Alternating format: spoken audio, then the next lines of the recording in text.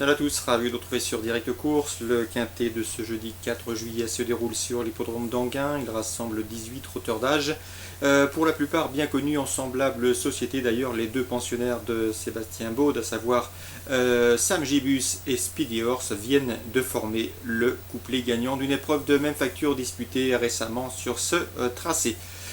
Ces deux chevaux figurent d'ailleurs en mourant dans ma sélection. Cela dit, je leur ai préféré le numéro 2, Let's Go On, un cheval d'origine allemande qui reste sur de bonnes tentatives en Suède. Une victoire le 13 juin à Åby, suivie d'une troisième place 12 jours plus tard sur l'hippodrome de Jägersro.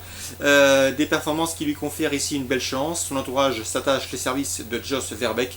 À mon avis, si ce trotteur tient la distance, il a parfaitement les moyens de mettre tout le monde d'accord, car il fait face à un bel engagement au premier échelon. Je le pense capable d'effectuer donc de très bons débuts sur notre sol. Je lui opposerai le numéro 17, Sam Gibus, qui vient de s'imposer avec de la marge sur ce parcours. Une tentative qui lui confère ici une chance théorique de tout premier ordre. Rien ne s'oppose à une confirmation, d'autant qu'il sera de nouveau déféré les 4 pieds.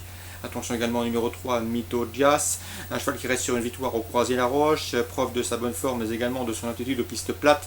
Il me semble ici également en mesure de disputer les toutes premières places. Le 13, Speedy Horse, n'a rien pu faire contre son compagnon d'entraînement et de couleur, Sam Gibus, lors de leur dernière confrontation commune. Cela dit, il a obtenu une bonne deuxième place, une confirmation est attendue.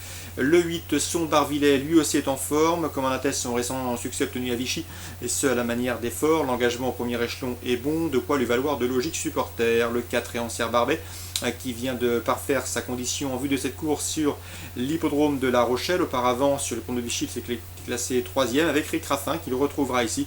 C'est un cheval qui a connu des ennuis de santé, mais je le pense capable d'obtenir une belle place dans ce lot. Le 6, Madrileno, qui a maintenant 2 courses de rentrée dans les jambes. Il faut commencer à s'en méfier. Jean-Étienne Dubois, son ancien entraîneur, sera cette fois-ci à son sulky, mais en tant que catch driver, puisque le cheval est désormais sur la férule de Franck Leblanc. Attention à lui, il peut venir corser les rapports. Le numéro 14, Louisville As, qui ne manque pas de référence en semblable compagnie, mérite également une mention favorable. Le cheval est pieds nus. La dite à ce niveau, il me semble capable d'obtenir un bel accessite.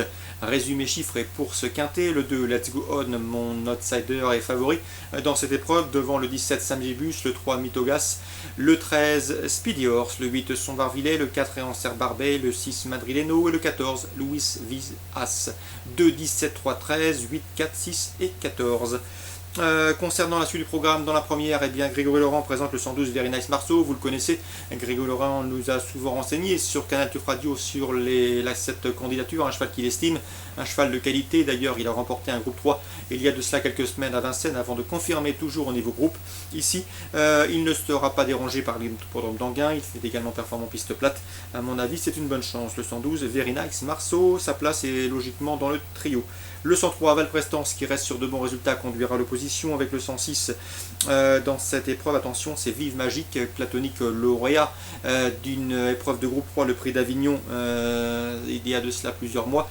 C'est vrai que le cheval effectue une rentrée, mais attention, la qualité ne lui fait pas défaut. 112, 103 et Vive Magique, protégé de Louis Baudron. Dans la 6e, j'ai pu m'entretenir avec un Michael Barry très confiant au sujet du 607 Small Feigno. Le cheval, dernièrement au sulky à Nantes, a mieux couru que ne l'indique sa disqualification. Il aurait pu tout aussi bien l'emporter. C'est un mal pour un bien, puisque le cheval fait face ici à un bel engagement. Il est au mieux, c'est une course visée. Ses dernières sorties sous la selle se sont soldées par une victoire et une place de 2e. Son entraîneur vise la victoire, c'est simple, il serait déçu d'être battu. Le 607 Small Feigno. Je tempérerai toutefois cette confiance, puisque l'opposition a fière allure, avec le 610 7e ciel, qui collectionne les podiums sous la selle et à ce niveau.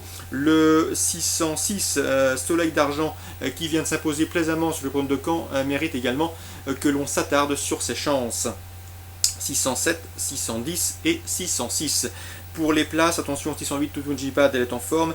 Le 609 Spirit Light, qui reste sur 2 disqualifications, ne saurait être condamné hâtivement. Attention, et donc également pour un mini multi au 8 et au 9. 7, 10, 6, et pour un mini multi, on peut rajouter le 8 et le 9. Dans la 8e, nous aurons au départ une attraction, c'est Solo Duval, qui reste sur la bagatelle de 9 victoires consécutives dans cette catégorie, celle réservée aux drivers amateurs. C'est vrai qu'il a un numéro 1 piège derrière la voiture, mais le cheval est complètement déclassé en pareille société. À chaque fois et lors de ses dernières sorties à Vincennes, il a gagné avec de la marge, s'imposant en roue libre. Michel Poirier, son entraîneur, son amateur, se fait réellement plaisir avec ce cheval en retard de gain. Le 801 Solo Duval devrait, sauf incident, épingler une 10e victoire consécutive dans cette catégorie, donc avis aux amateurs de jeu simple gagnant. Course ciblée pour ce jeudi à Vichy, 1er, 6e et 8e. Bon jeu à tous et à demain.